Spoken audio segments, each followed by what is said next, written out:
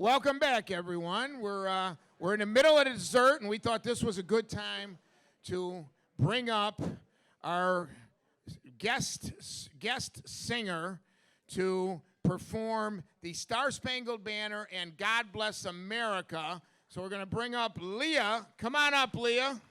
Here she is. Leah, thank you for coming today. I know that at the end of your two songs, there will not be a dry eye in the house, so that's when I'll come in and start talking. You won't even be able to see me because everybody's going to be tear-stricken. Are you ready? Here we go.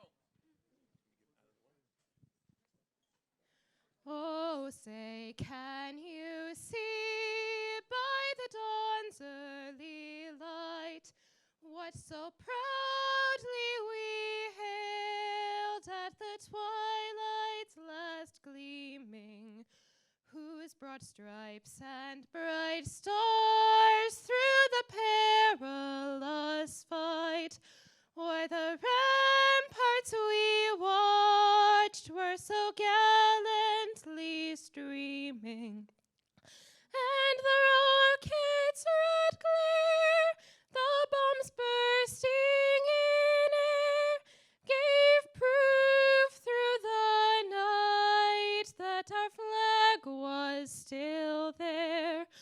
Oh, say does that star-spangled banner yet wave o'er the land of the free and the home of the brave?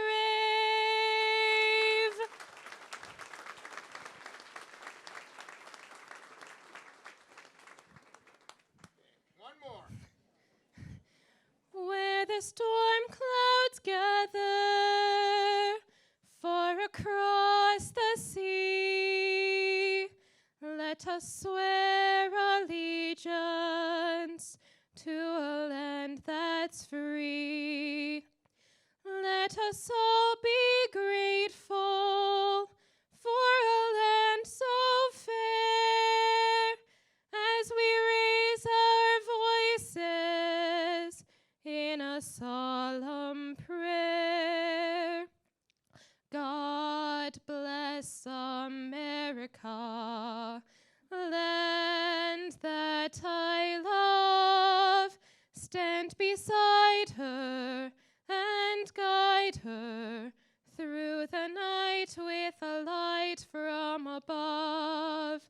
From the mountains to the prairies, to the oceans white with foam.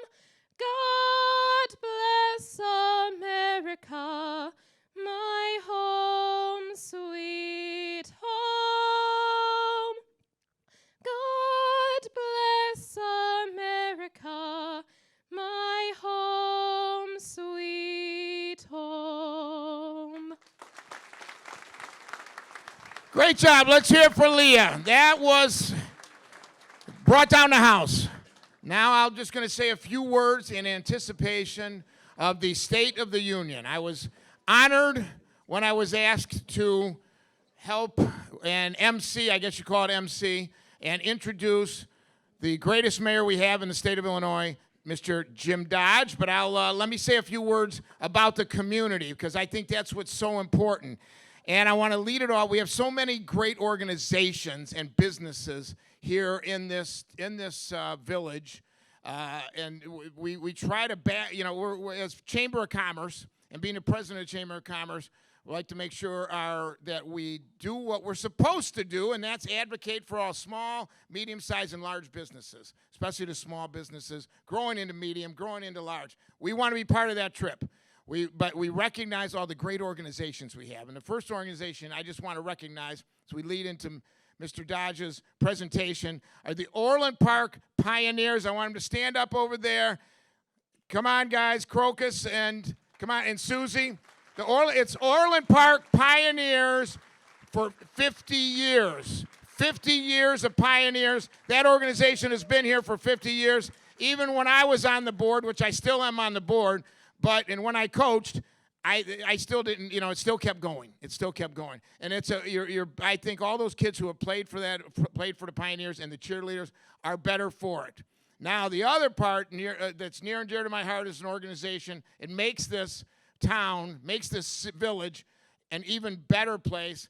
And I want the folks to stand up from the Orland Park Public Library, because it is near and dear to my heart. Come on, stand up. Every town needs a library like this, and I call it the crown jewel of Orland Park, and Mary and her team keep shining it up. Thank you, Mary. Thanks, everybody. So it's so important.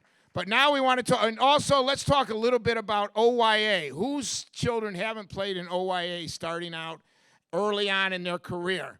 I want to recognize Coach Ahmad. I'm told that he's here. Can Coach Ahmad stand up? Where is he? There he is. Coach Ahmad, great job on what you do with the kids and with OYA. So thank you very much. Makes the community that much better.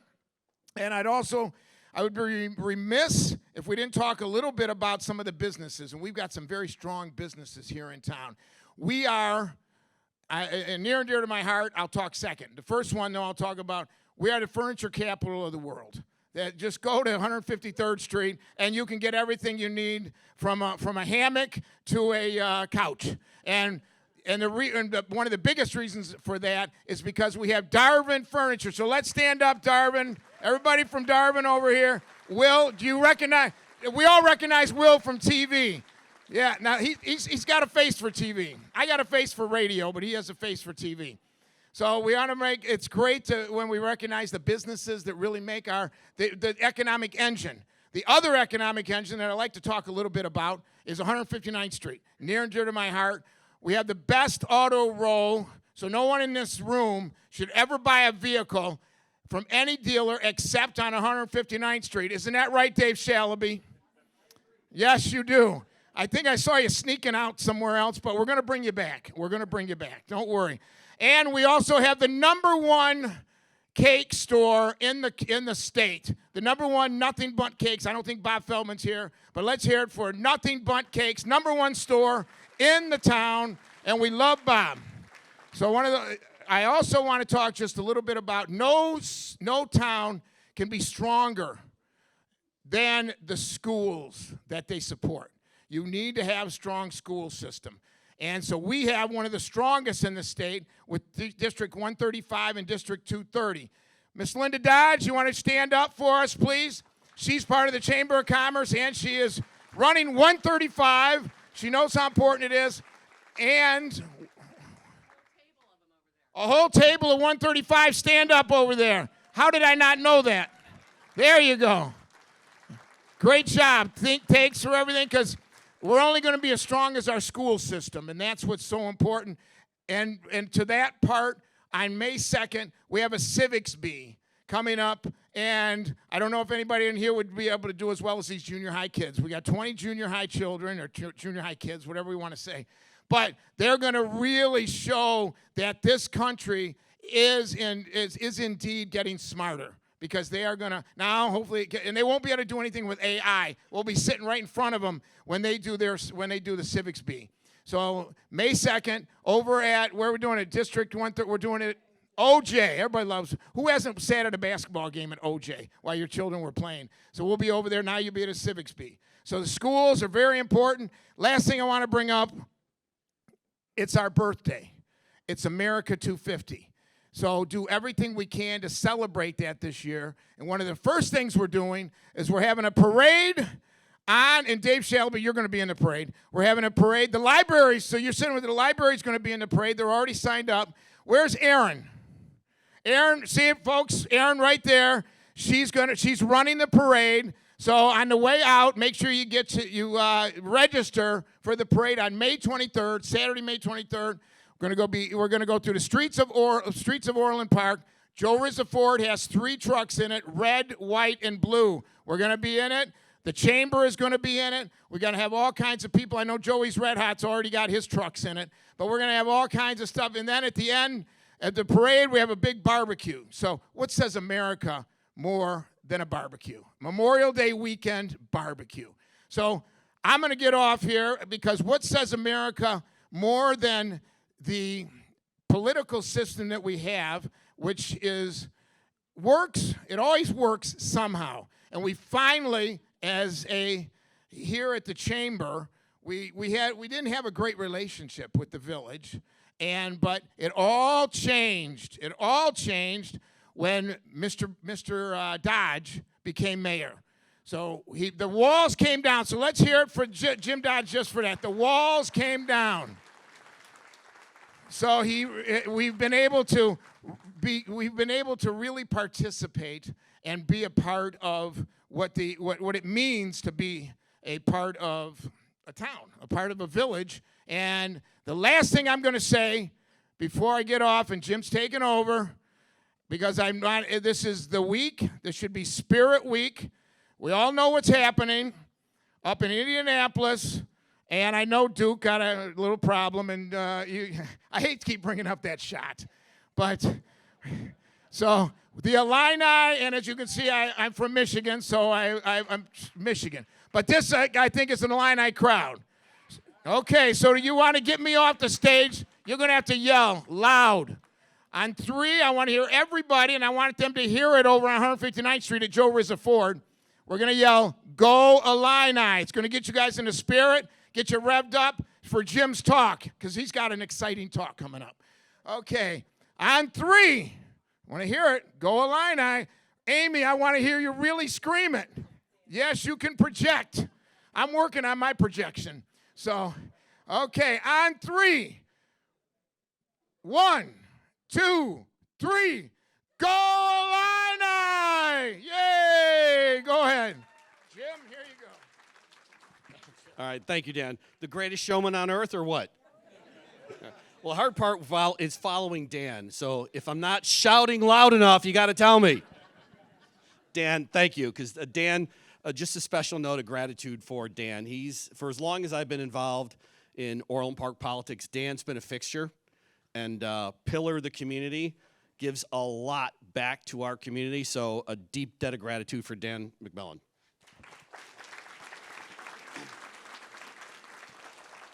So just a couple of announcements, and then I'm going to try and do 153 slides in 30 minutes. We good? All right, I can talk fast. Don't worry about it. But just a couple of announcements. I'd like to give a shout-out. We'll just kind of go around the room. Lynn Zeter and Chuck Augustini from our school boards, 2:30 and 1:40. So appreciate you being here. I'm going to get to the power table to my right here in just a moment. Beth Kirkwood, who is a hometown girl, resident of Orland Park. She's on the Water Reclamation District. She's also chairman of Moraine Valley Community College, so we're pleased to have Beth here. I've seen Ken Duffy, township official, is here as well. So Ken, thank you for joining. Very pleased to have Cook County Clerk Monica Gordon join us. Thank you for being here. Former Mayor Dan McLaughlin, longtime friend of Orland Park. And then we've introduced the chamber. There's a couple of key labor leaders here from 135, John and Jim, so thank you for being here, and plumbers, appreciate it. All right, the power table. I don't know how else to describe it. So we'll start with former Senator Pat O'Malley, Senator John Curran, Pam, the president of Moraine Valley, Mary Gill, one of our state representatives, former state representative Fran Hurley, on the way to the state senate, Fran, and Representative Nicole Laha.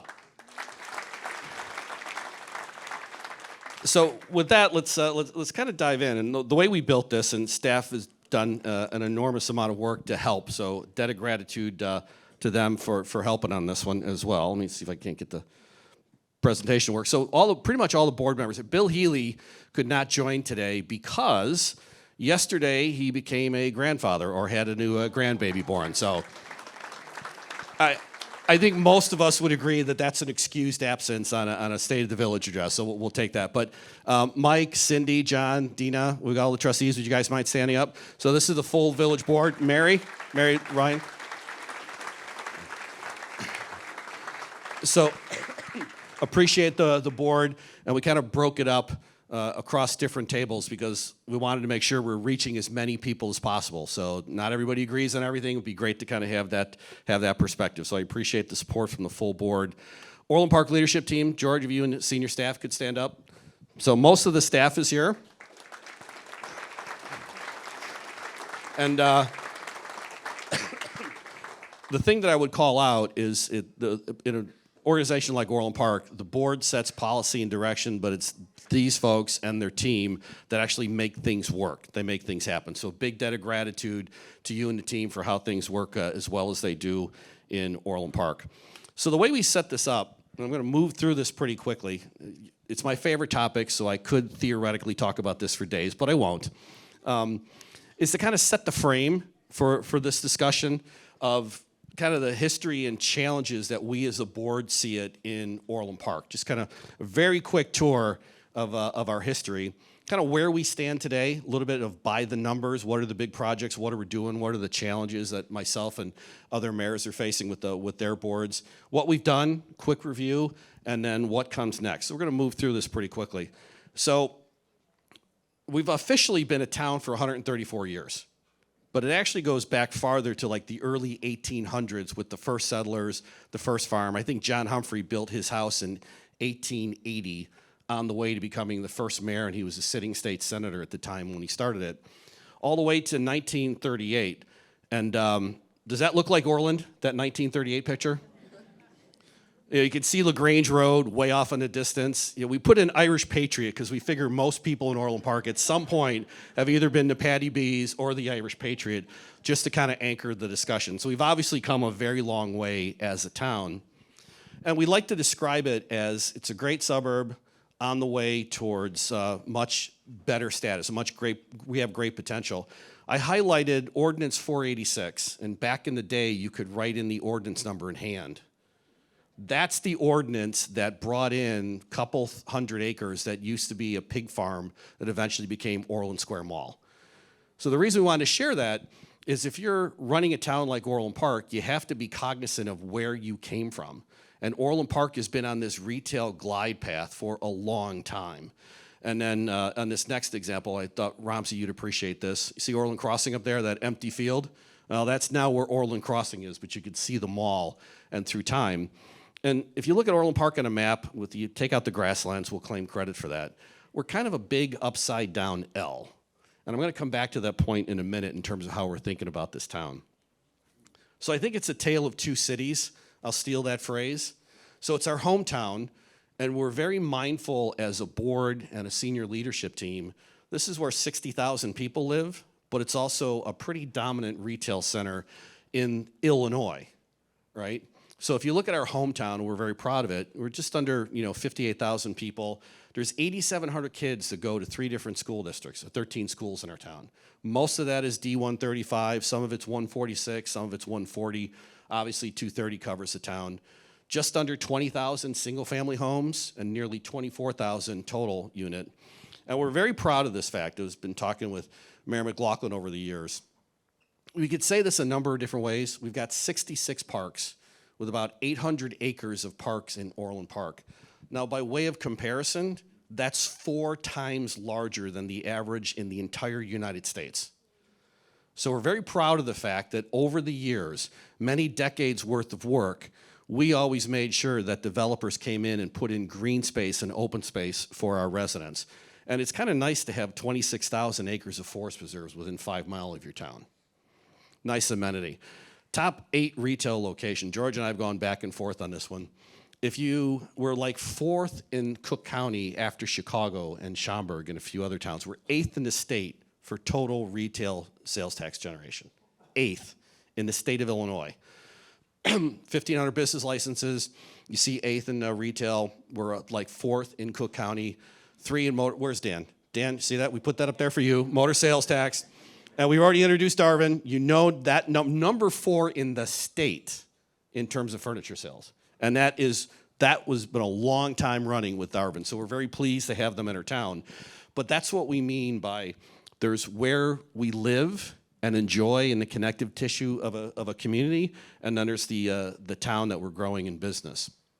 So we kind of laid this out with our Economic Development Advisory Board, kind of how do we think about this big picture? So I'll call it a strategic challenge. And the question is, how do you finish Orland Park? Most people don't know that those yellow boxes, there's 2,000 acres of property in Orland Park, roughly. They're already annexed, but they're waiting for development down in I-80. We've been working on it with a number of the landowners, and a lot of the property to the west is still corn and soybeans. 2,000 acres. Now, when I say that to people who aren't used to, open space, it's kind of a mind-blowing number. We've got to figure out how to do that, because if it all goes housing, which it won't, if it all goes housing, you're gonna need more fire stations, you're gonna need a bigger police department, you might need as many as 3 new schools. Well, schools are pretty expensive, but we could ask Superintendent Brick what their run rate average is on building a new school here in a moment. We're also a regional retail destination. I'll show you some numbers on how many people come to Orland Park for services and for retail every year.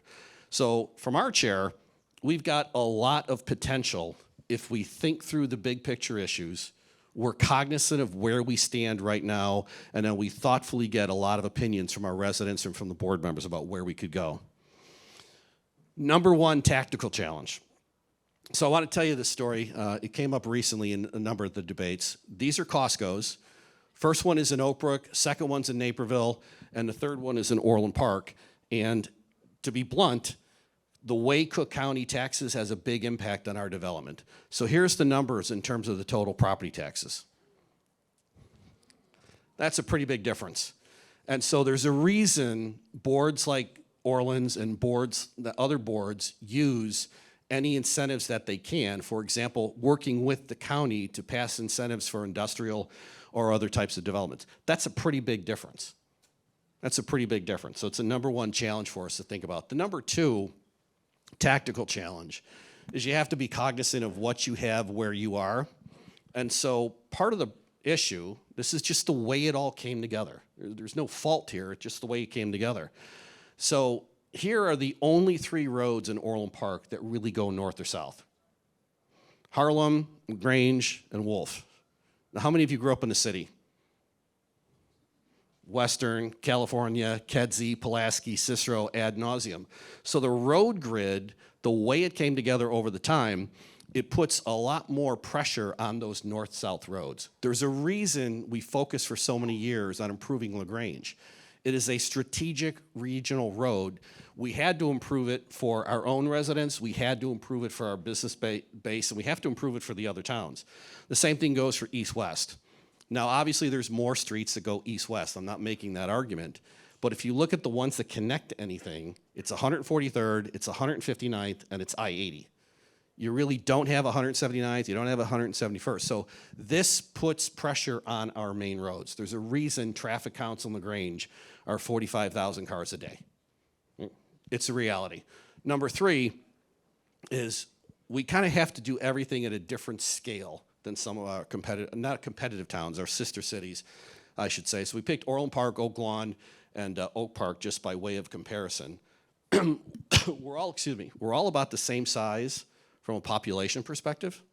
Round numbers, just call it 58,000, make this easy. Orland is older and a lot bigger, right? So we're 22 square miles. Oak Lawn is 8 square miles, and Oak Park is 5 square miles. So here's what that looks like on a map, and this is illustrative, not exact. So, what does this tell you? So to my power table, every time we come knocking for road money, it's because you could largely fit the geography of Oak Lawn and Oak Park within the current boundaries of Orland Park. So we have a lot more roads. We have a lot more infrastructure. We're just a bigger town geographically. So, love these other towns, but this is just one of those operational realities this board has to face when it comes to financing and debt and economic development. It's an is, if I could say it that way. So where do we stand today? If we were a business, I used this example before in October of 25. We obviously have our strengths, long-term financial stability. There's always ups and downs. The revenues were up mostly due to tax increases.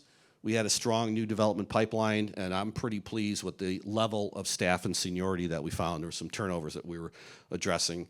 Some weaknesses, yeah, we had some relationship work we needed to do. There was the potential for the ultimate long-term debt load, so we're keeping an eye on that one. I thought, and the chief agreed, that given the demands on our police department and given the physical size of this town, we needed a bigger police department, which we've been working on.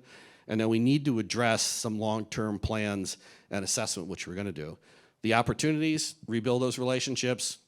I'm driving staff nuts. Is that fair? Would you guys agree that every time you talk to me, I say customer service, quality, cycle time? Is that fair, George? See, I'll let George take the answer.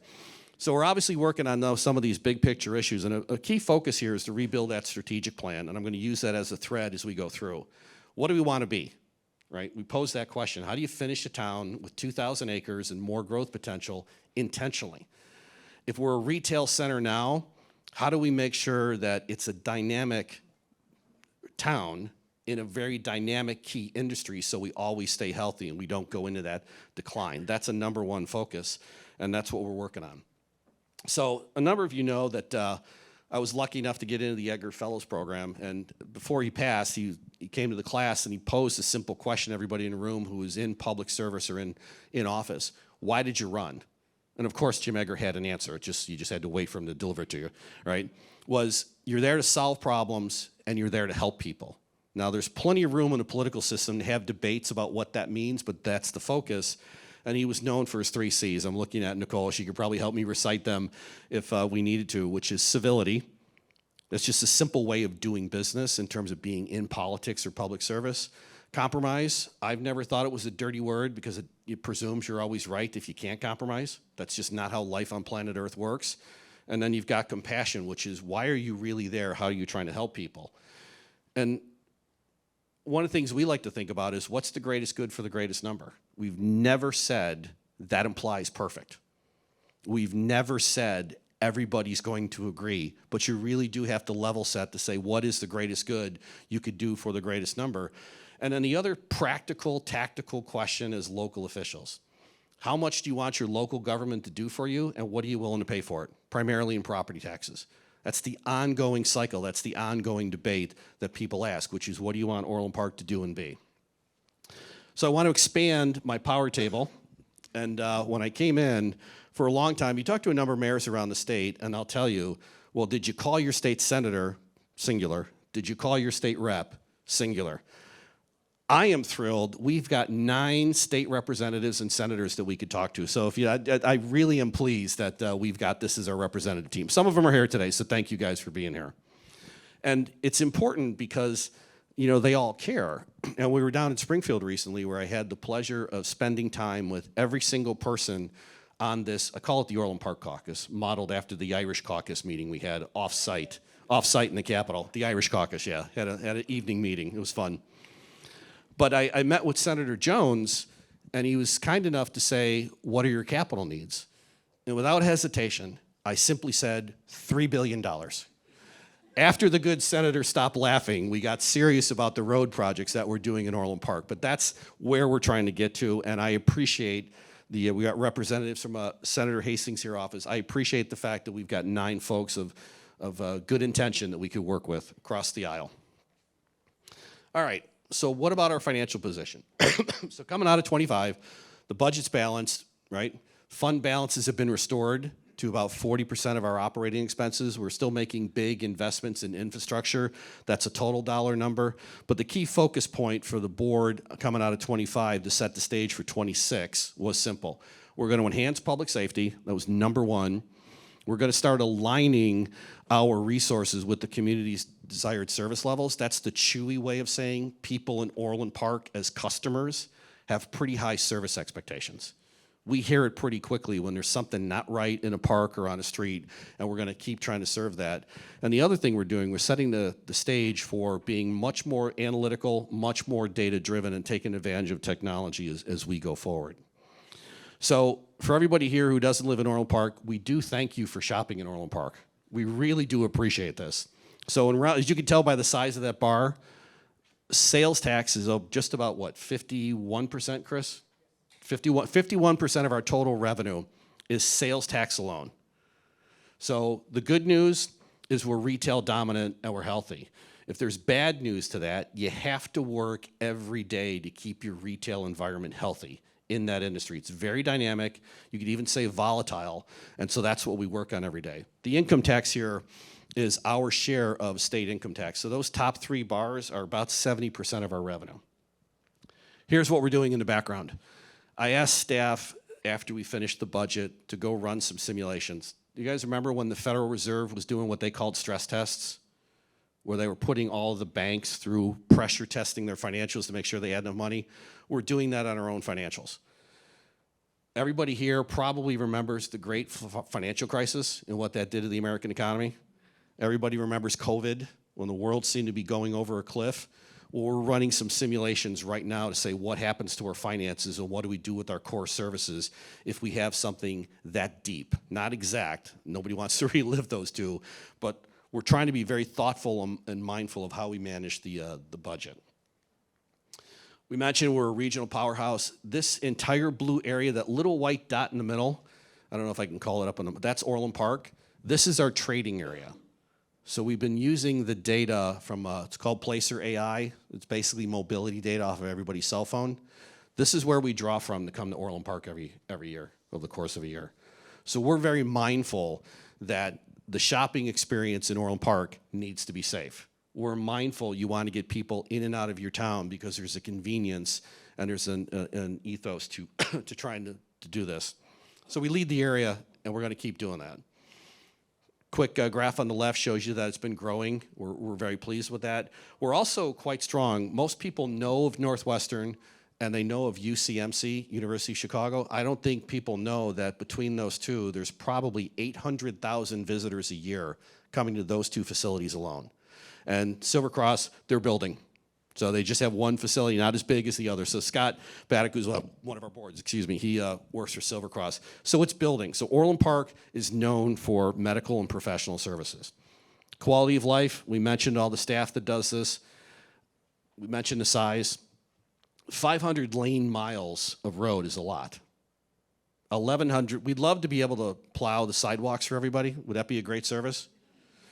Well, we'd love to, but it's 1,100 miles of sidewalks. It's kind of hard to do. So we're probably not going to get to that anytime soon, right?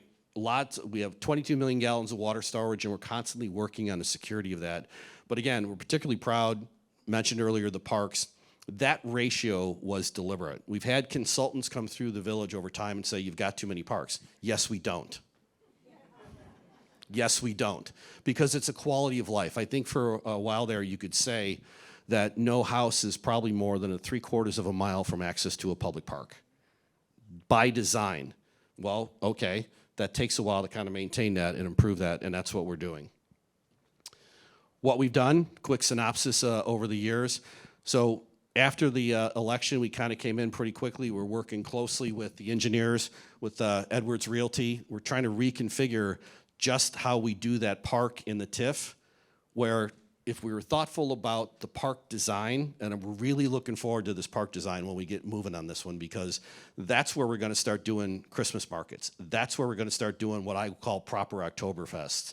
That's where we're going to have a big outdoor event space to help our restaurants and retail that's going in at 143rd.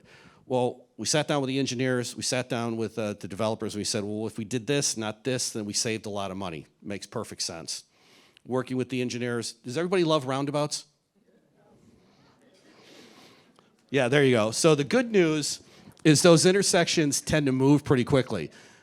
But I've seen, sitting in my office, looking out at the one in front of the Village Hall, I've seen a couple of people who can't navigate them all that well, where they're kind of going in the other direction. You just want to have a little blinking light that says, no, don't go this way.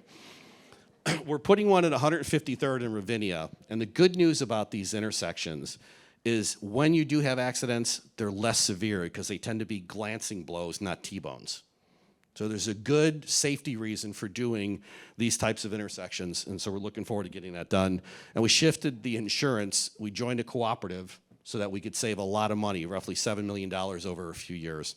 We are thrilled to welcome new businesses to town. We had 150 open. Some of these are redos where we went to the ribbon cuttings, and we're very pleased that they're coming here up and down our commercial corridor. And as I mentioned, retail is dynamic. When the Amazon debate was happening, we put together a list of all the retailers that have come and gone. Everybody remember Montgomery Ward's? Weebolt's, Service Merchandise, Sears. Retail is a really tough industry. So, Will, my heart goes out to you every day in terms of how tough retail is. But it's growing and it's dynamic. And one of the things that this board is thinking about is thoughtfully making sure we keep Orland Park the preeminent retail destination in the southwest suburbs because it's so important to fund our hometown. It's really a simple pass-through. And then you see the roundabout, we're gonna do one at Costco, and then we're gonna connect the roads. Thrilled that Weber Grill is underway at our current downtown Main Street. Excuse me, Dick's is remodeling the Sears. We're anxious to get them going, and everyone understands that Amazon's coming in with a new concept in a retail store for them. So we're thrilled that their first in the nation project was in Orland Park. And a retailer like Amazon, they're serious, but I have no doubt Costco is a great retailer who's their crosstown rival. They're both out of Seattle. Costco is going to do just fine with a different value proposition. Collaboration, I mentioned that earlier. We ended a TIF district early. This was associated with the first Main Street TIF district. Why do we do this? Because that $1.6 million was going into a TIF district. By ending it earlier, it ended the threat of litigation between the village and its school districts. I'm very pleased that we solved that problem, but it also put a $60 million property back on the tax rolls. So that benefits 230, it benefits 135, it benefits the fire district and the township. So we're pleased that we were able to do this. And quite frankly, I'm looking forward to some of these new intergovernmental agreements. It just makes perfect sense to me because it's one taxpayer, one tax bill with a bunch of line items. There's no reason why we can't do more collaboration and cooperation with our other governments. Excuse me, very pleased. Monica Gordon, as we introduced her earlier. The township made some decisions regarding Secretary of State. The village was able to work closely with Secretary Janulius and his office to help them find. Tony, you're here from CTF, so just you could stand up for a second. Tony, official title's president? President of CTF. They had the facility, the old St. Xavier building. Do you remember this? Down 183rd. That's where the Secretary of State is on a temporary basis. So glad you could help them find a home. So glad the village was able to participate. And then as things evolved with early voting, it was pretty easy to have the conversation with Clerk Gordon's office, and it went pretty well from what I could tell. So we're very pleased that early voting is now in the Civic Center, and the customer feedback we heard, you guys have heard me say customer a few times, customer feedback has really been pretty good about the facility at the other end of this building and what we're doing. That's a great way to run your town, is being cooperative and collaborative with the other units of government. Engaging the entire community, we did a Citizens Academy, which is wildly popular, where our staff came out and department by department over a number of weeks explained all the details with village operation. We're doing more to make it simple and easy to get access to the board meetings. That's Mary and Senator Cunningham. I don't know if you recognize that picture, Mary. So we kicked off a program where we're at, George, help me with the pronunciation. See, I still can't get that quite right. It's the Polish restaurant there near 144th and LaGrange. Still can't get Tradicia right, but I'm close, I think. We kicked it off, and it was a fun event, and it was a casual event where we had Mary, who's one of our state representatives, and Senator Bill Cunningham, who will be retiring, just come out and take free-form questions from the crowd. So you had dialogue and engagement going on. We moved Taste of Orland back, as you saw, and then in Dugan Park's kind of an interesting case. It was queued up to do some expansions in Dugan Park. It's a neighborhood park that's kind of tucked away where the old library used to be, and it was proposed to have a number of pickleball courts there. Okay, well, and so it goes. Elections have consequences. We didn't agree that you have that many pickleball courts in a neighborhood park. So coming out of that debate, we listened to the people who wanted pickleball, and it wasn't just the orthopedic surgeons of America, it was residents who want to play pickleball. And we listened to the residents who are going to be impacted by the traffic and the noise. We wound up with a really good solution through the process of the dialogue to build more pickleball courts in places that are higher availability, like behind the Sportsplex or at Centennial Park. So I don't think any amount of noise coming off a pickleball court is going to drive noise complaints off 159th Street. So we're very pleased that we could work through that. We wanted to mention about hearing from and then acting on citizen input. So one of the things we've done recently is we completely changed the advisory committee structure. This is a partial list. So we created a number of these committees for senior citizens, young families, veterans, cultural arts. We wanted to take advantage of the expertise in our town, right? We wanted to get more expertise input on everything from AI to heritage sites to the Veterans to America 250 committee. You want the expertise, you want the input, you want collaboration, and we're gonna make sure that we listen to their ideas. Their ideas are gonna factor into the plans and the strategies. And one of the number one things that we're gonna talk about is how best to use artificial intelligence. We all know it's here. We all know it's growing. There's a lot of potential good use cases. There's a lot of awful use cases where you don't want to bring it into your town in terms of delivering government. So we're thinking about this. You'll see that list. I'll come back to this in just a second. So what's next? Focus on three big things in 2026. As you would expect from your unit of local government, it's local quality of life. Public safety, roads and infrastructure, parks, programming, and then economic development, to the questions I posed earlier and to our Economic Development Advisory Board. With all those acreage, in 2026, what can we attract to Orland? What else can we do? What can we build? Engage and collaborate. We're gonna keep doing that with our citizens, with businesses, other levels of government, and notably, we're gonna push more for better engagement with nonprofits and entities like the Chamber of Commerce. Makes sense for them and makes sense for us. And then finally, we're in the process, this is not the most glamorous thing to be doing, we're doing a number of deep diagnostics on the organization. We're gonna ramp up our capability for citizen surveys. We're going after some of the land use plan and building out our strategic plan. So when we came in, I mentioned earlier, we cut costs. Well, we started spending money on staff, to be blunt. So we cut costs in one place and we added staff in another place with a really simple idea. We are gonna drive up our quality and our speed of serving our customers, our residents. George hears that speech from me 3 times a day? There you go. I lost count. Because it's important. You know, if you're in local government, your job is to do your job, right? To be straight about it, which is why you're here. You're here to serve. So we added 25 staffers and we added a bunch of part-time positions in the recent budget. Public safety investment, there's more positions in the police department. Has anybody seen more police cars? I'm not gonna ask you to show your hands if you've been pulled over recently and had a customer service engagement with the Orland Park Police Department. But we are investing in public safety because that's what the citizens of Orland Park wanted. Right, infrastructure and operations, we've added staff to public works so we could do a better job keeping up with sidewalks. We've added staff to do quality management of our contractors. There's nothing more frustrating than the village writing a check for $10 million to do a road and you find out that they didn't build the base of the road right and now you gotta come back and fix it. So we're working on that. We're putting people in place to make sure we're capturing the information that we need. Recreation, we've added to rec, development services, finance, pretty much every village department that made a good case for, here's my workload, here's my staff level, if you want more service, better service, faster service, etc., here's the investments you have to make.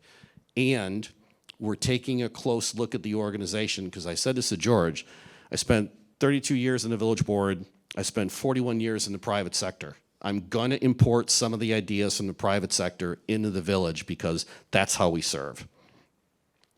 Expanding the police department, you know, this is going over pretty well, except for all those people that we've been catching going really fast. I'll talk about that in just a minute.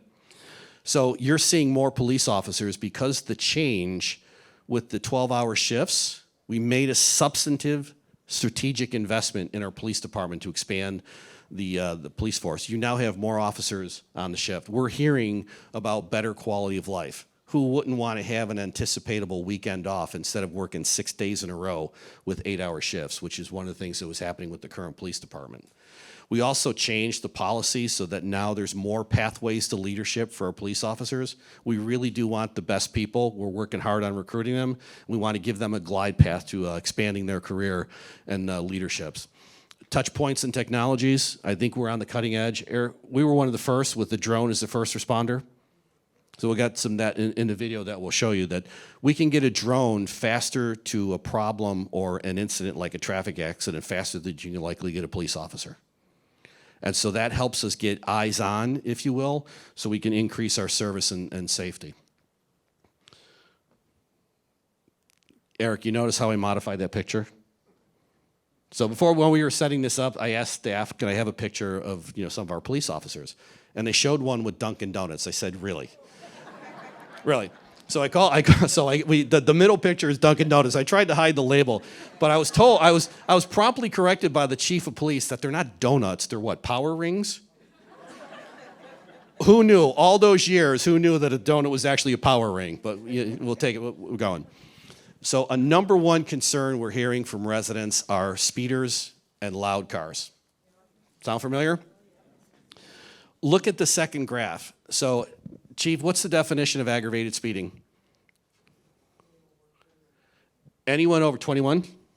Anyone going over 21 miles an hour over the speed limit gets an aggravated speeding charge. That's how much more enforcement we've got going in 26 versus 25. Partially due to the new agreement, we reopened the contract, if you will, with our police officers and said, you guys want 12s, we'd like to make sure we're going after some of the aggravated speeders. I'm thrilled that we've got the police department size to enforce that law. Same thing with loud mufflers, because it's a constant nuisance and we hear about it all the time. It's a quality of life. We were all young once. We all thought 100 miles an hour was really cool. I get that. Not in LaGrange, and 60 miles an hour in your subdivision is no longer acceptable. So we're working on this. We're also creating a new emergency management agency. This is a proposed logo for them. Everybody's heard of ESDA, correct? Emergency management, folks. And with a lot of input, Mike Milani, Trustee Milani, and George and I, we kind of worked on this with the ESDA folks. We're evolving it to an emergency management agency, and we're expanding it. So we're going to make that entity and that agency better for our residents, and that will be a go-to place for Ray Piattoni and his team as we're staffing up these big events. You get 30,000 people over the weekend at Taste of Orland. Now we have the option to have more fully trained, if you will, people working at our concerts, so we're thrilled about that one. Increasing transparency, we've settled on the name VOP Connect. This is our draft logo. One of the things that we started talking about as soon as we got in is I don't think there's enough good, reliable ways for people to tell us what's going on. I've gotten probably 3 a week. Hey, can you look at this chunk of concrete in Dugan Park? Or tell me about the garbage or the broken fence behind Jewel, or what about the speeders on 104th? So what we're building under VOP Connect is a way for people to know, come to VOP Connect, you're gonna find a lot more information about what's going on in the village with communication and details. We're also gonna make it two-way. We're gonna start doing more surveys. I want to have an opt-in panel, so we have a big policy question, we can pop it out to a number of people in Orland Park and get turnaround. So we'll call that VOP Connect. We're gonna be working on that one this year. 143rd, my favorite subject, just because it's such a big deal. Let me scale 143rd. So we've all been stopped at 143rd with the flooding, right? Yeah. So, and we know how important it is. So this map, the scale goes from where it hits 294 all the way to 355. So it is a strategic regional arterial road, to use the old thing. And that orange part, is what we're working on in Orland Park. Here's our project. And so that brown section, that yellow section, that's $40 million alone. So the red all the way to where it ends at the start of Homer Glen, that's effectively a $100 million project. So we've been working over the years to get the funding.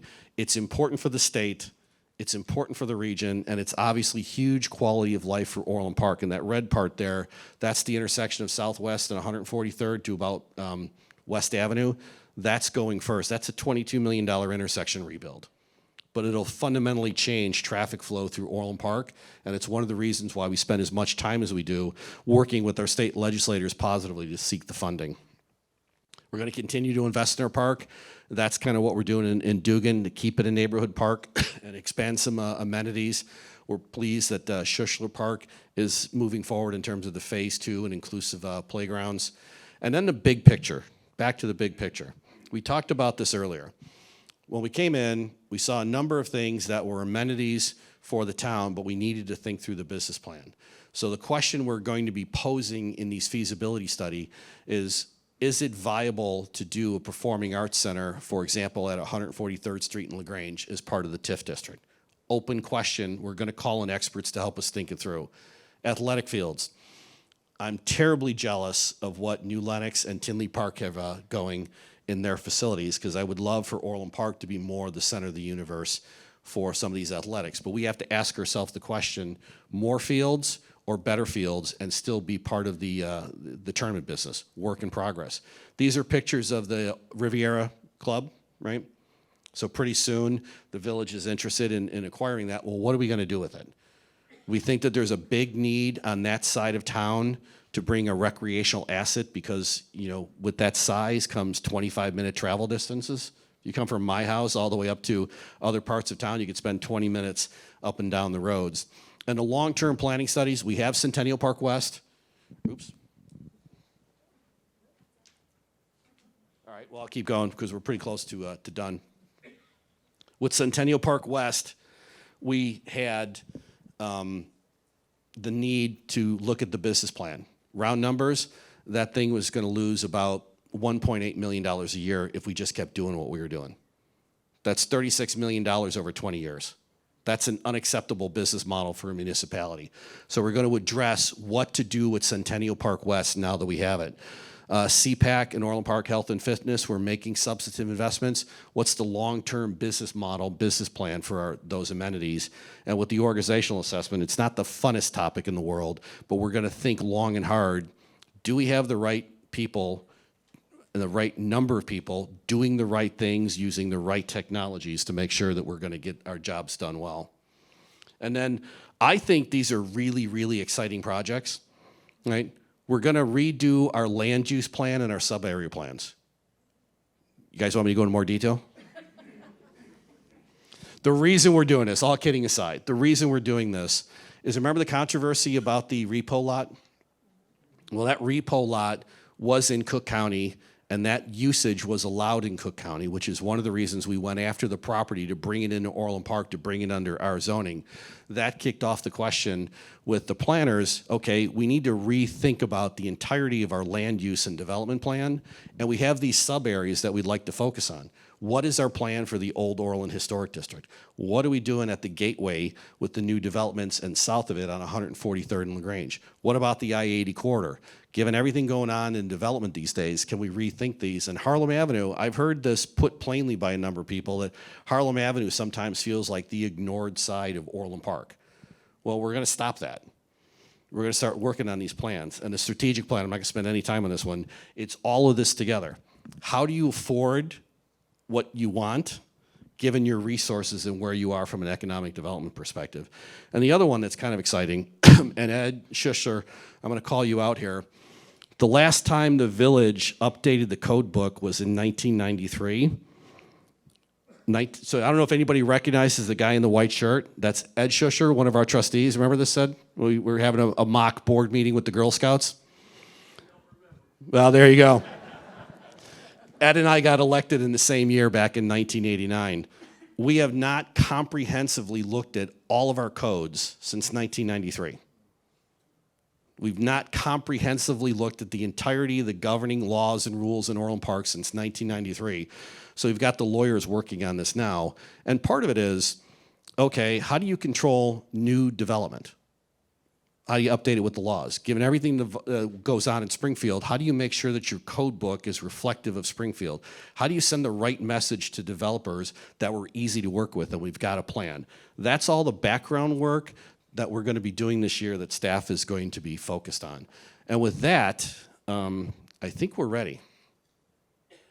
Will this fire up? So a summary video, and then we'll open it up for a couple of questions if anybody wants to ask.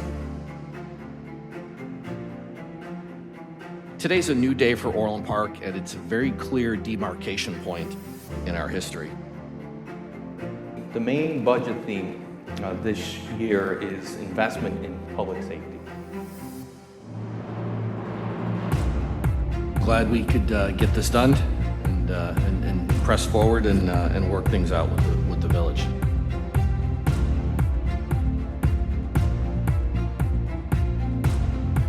Holly's a new addition to the police department. We're excited to have her here, not only for the police department, but for our staff, for the village. It's a great program. Response times a lot faster than calls for service. We can deploy this integrated with our CAD system, where our dispatchers are able to hit a button. This drone then launches and flies to the scene of a call for service.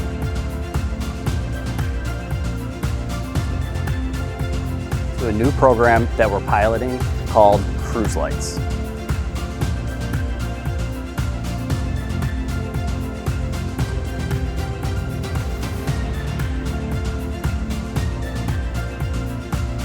And we're hoping that this is the partnership for a long, fruitful relationship for a new and innovative Amazon facility.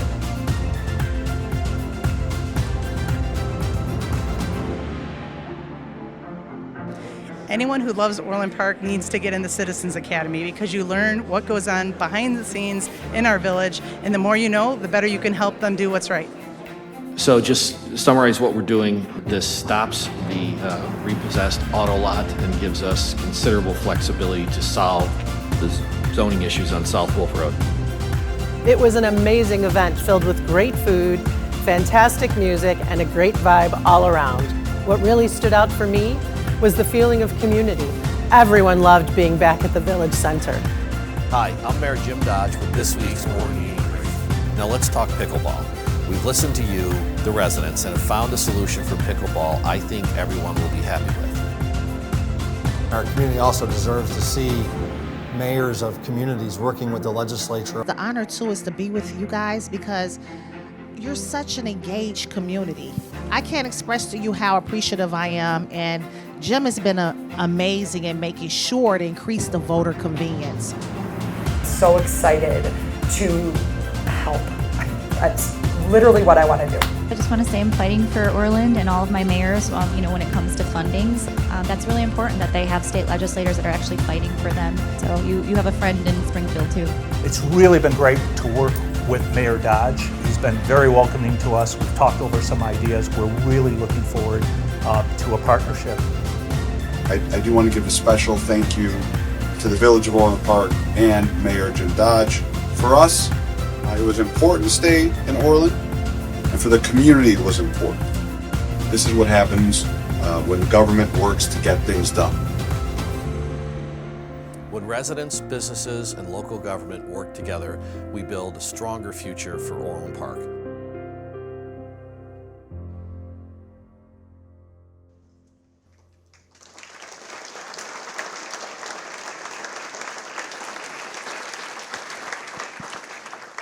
Thank you for that.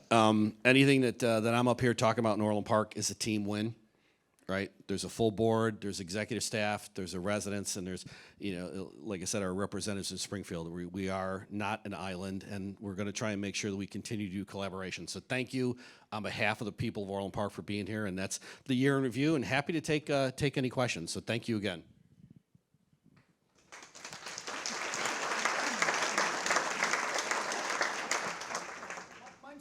In the form of a question, it's more of a comment. My name is Chuck Augustiniak. I represent Kirby 140 School District. I'm a resident of Tinley Park, but our school district covers 3 communities, Orland Park being one of them. The way the chief of police engaged our staff at Fernway School with cameras and security updates and upgrades has been simply amazing. We get so much cooperation from the Orland Park Police Department at our school, and on behalf of the taxpayers of my district and the students of my district, I just wanted to say thank you. I appreciate you saying that, Chuck. We got a question over here? Not a question, more of a compliment, and congratulations on another great year. A lot of you were here at the end of last summer, and we had the event like this, and it was 150 people. Mr. Orland Park, Dan McNeil, said, we've never had a big event like this. Now there's 250 people, and there's more of a positive buzz in the room right now, and Mayor, you're doing a great job, and all of these people in the room here are top-notch, first-class, AAA rated. They're the boots on the ground. Business people making Orland Park a greater place to live. It's a safer place to live because we have the greatest chief of police, Eric Rossi, FBI trained in Illinois. And you've got 3 power tables here. I've been here 40 years, and this is the biggest, best event I've ever been a part of here. And so I suggested last year, and I'll do it again this year, have 3 more of these a year, because you've got the boots on the ground and a lot of movers and shakers in the room here that'll get things done. Mr. Orland Park, Dan McNeil, the greatest, largest owner of real estate in Orland Park. Amy Coghill, owner of Silver Lakes Country Club. We've got the great Hassan family. We've got so many movers, Mr. Shalabi. We've got Mayor here, so there's and Charlie and Will, the great. I mean, you've got a lot of great people here, and I'm proud to be a part of this group, helping to make Orland Park a better place to live. And you're doing a fabulous job. Thank you. I had help, but thank you. Good. Good. Do you need a microphone, or can you do Dan McMillan and? Well, I will too say that you're doing a phenomenal job. And one of the things I noticed when you talked about emergency management and you kind of outlined a potential plan for that, I would love the opportunity to collaborate with you, because when we talk about emergency management, for instance, one of the things we're worried about is the flooding, right? Even if you can see, I mean, it's bright and sunny outside today. But in terms of elections, we're creating an emergency management plan to if something happens, a disaster, just to be prepared with any potential disaster. We would love to partner with you. Maybe we can even partner to do an initial simulation. But we're thinking about possibly purchasing a mobile unit from St. Louis. We'll get it at a good price. But we want people to be able to vote no matter what happens. So let's work together and that can be a bucket in your EM plan to do that. So if we'll make sure we get you introduced to. Yes, short version is yes. We'll help with that one. Thank you. There's got to be other questions. Shoot. My question is, how is the village working to protect kids who are on these scooters and these electric bikes in the middle of the road? I live down the street from a school, so you see this every day, and then you see it on the weekends. You know, I'm a retired teacher, so I'm really concerned about the safety of these kids. And, you know, cars don't always see them because the kids don't pay attention to the stop signs. They don't pay any attention to any kind of traffic safety at all. So what are we doing to protect our kids?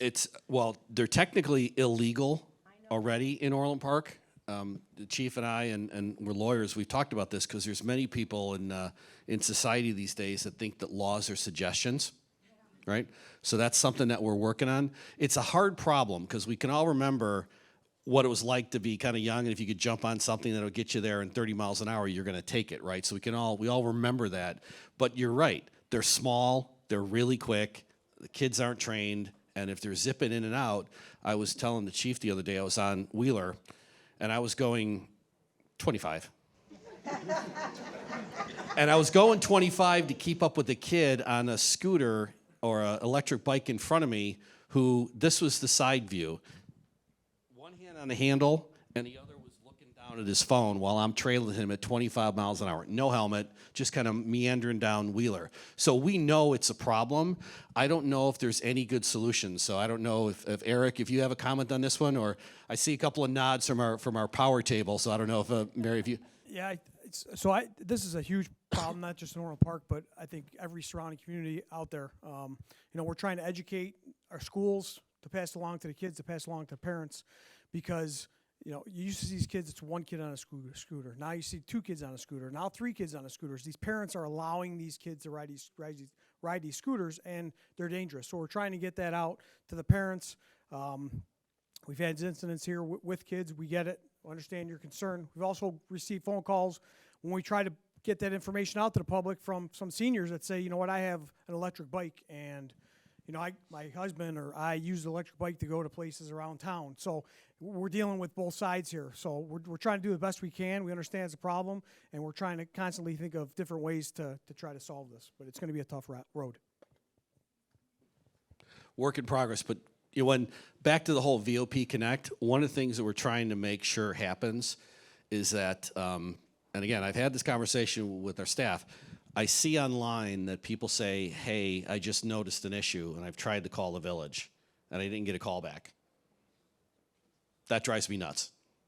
And so we're working on that one. So I'm encouraging you that when you see something, we'll take the safety state, call us, and we're going to make sure through VOP Connect that the village starts taking an action on it. It might not be our issue, but at least we owe you an answer. And so when you see things with like kids on scooters, you know, we can all understand how they may or may not want to get to school quicker. If you're close enough to a school, maybe your mom buys you one of these things and you kind of get caught. I get that.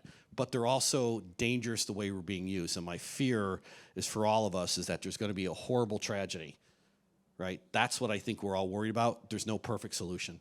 So, question in the back?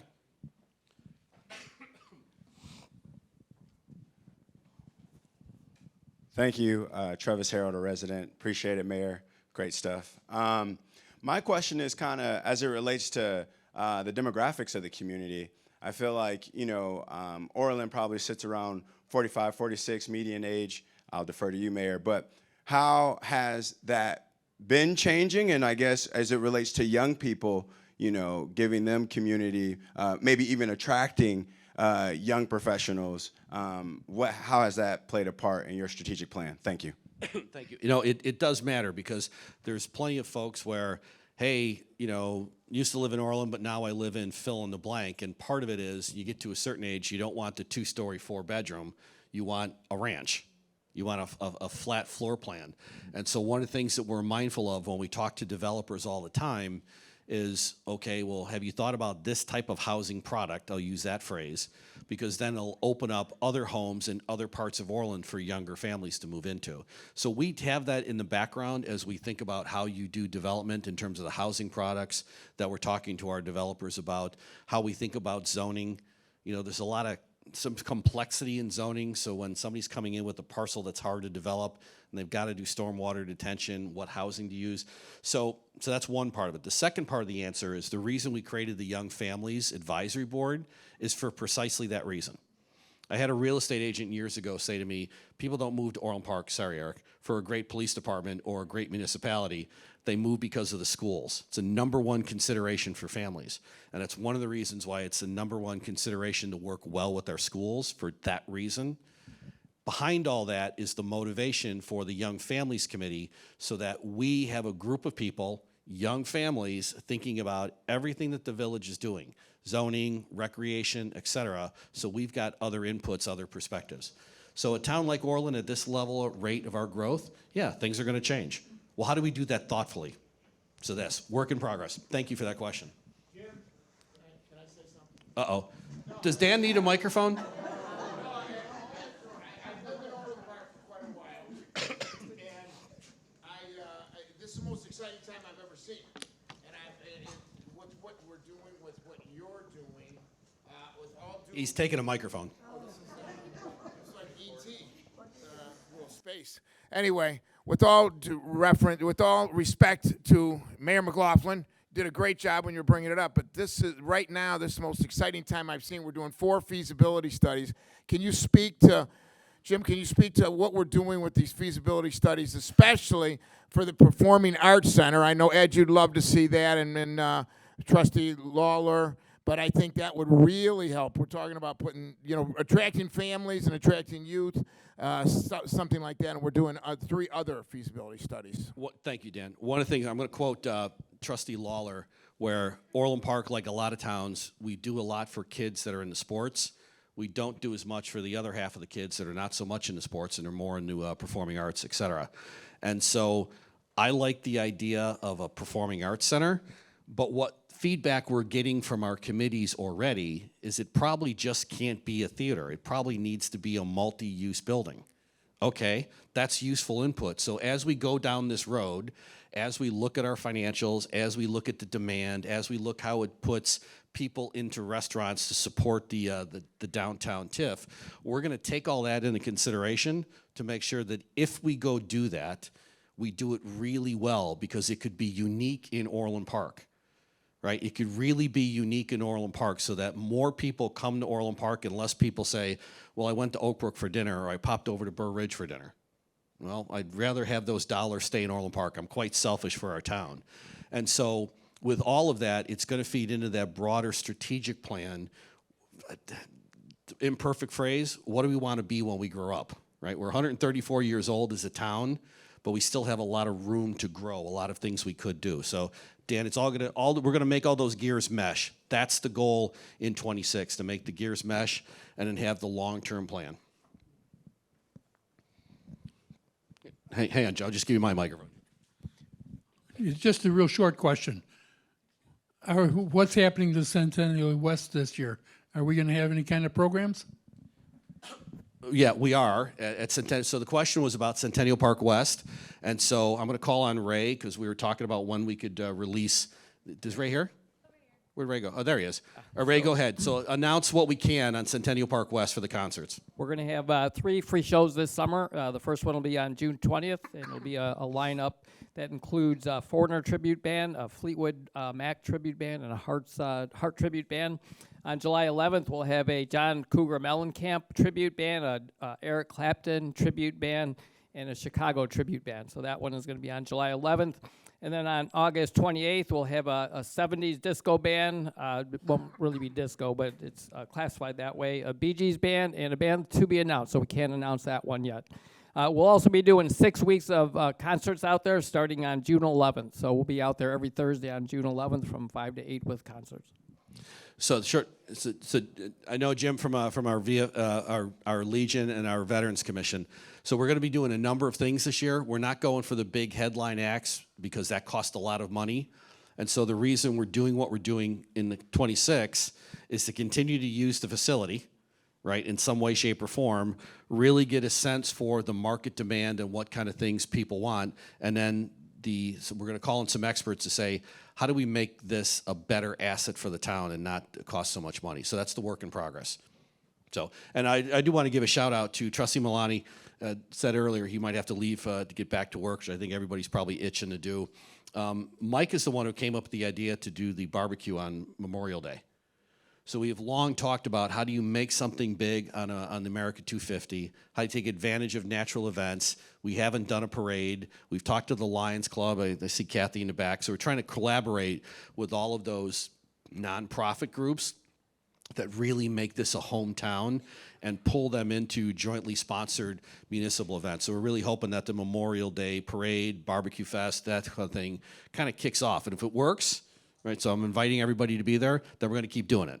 But that's what we got working on, Jim. I think a lot of people want to, one more question, and I want to thank the sponsors. Go ahead, Beth. Thank you. Beth Kirkwood. I, too, am a resident of Orland Park. I've been here 20 years. Dan McLaughlin was an outstanding mayor when I, first moved here. Proud of him, of what he did. I know we've talked about District 135 and District 230, but we have one of the top community colleges in the state of Illinois. So we didn't mention that. I mean, I do happen to chair Moraine Valley, our president, Dr. Haney, from Moraine Valley, but, that draws people to Orland Park. So, but I also want to just comment of Mayor Dodge's leadership. I'm super excited for him. But your term just started in April, so we have 3.5 more years, but he's done an outstanding job in the amount of time that he's been here, excuse me, in the village. So I'm excited for the next 3.5. Think about all the people that talked and complimented Jim and how we can collaborate. And you have all of our state reps, Democrat, Republican. It doesn't matter. We're all here for the village of Orland Park, which I think is super exciting, and it's super exciting for Jim and his board. So thank you. Thank you, Beth. I'm happy to stay, but we should probably get everybody back to work. I do want to do a couple of special recognition. Where's Cindy? Is Cindy in the room? Where'd she go? Cindy not only set up this room to be this gorgeous, and she did the desserts. She personally did the desserts. So a shout out to Cindy, who runs the Civic Center.